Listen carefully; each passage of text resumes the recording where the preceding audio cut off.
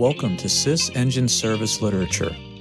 In this video, we will discover how to utilize engine service literature to find parts information. For this example, we are looking up a Reman 3406E long block for a client. We start by entering the engine serial number in CIS and pressing enter. This will take us to the dashboard where we will click on the engine arrangement part number 1216138. As we can see, there are 3 different options for engines to choose from based on what the serial number is. For our example, our engine arrangement part number is 120-8986. When we click on the alternate tab to see what Reman options are available for this engine, the only one available is a short block.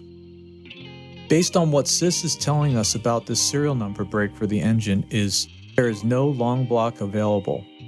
To confirm that this information is correct, we can go to the Service tab and look through 2 locations.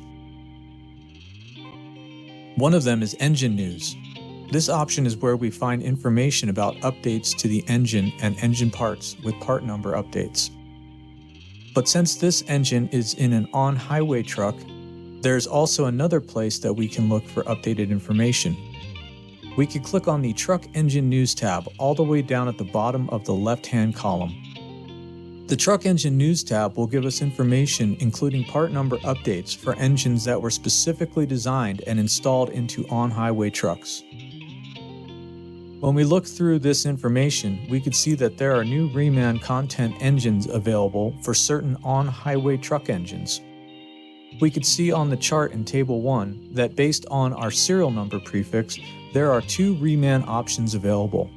0R8700, which is the Reman engine, and 20R9319, which is the new Reman seed engine.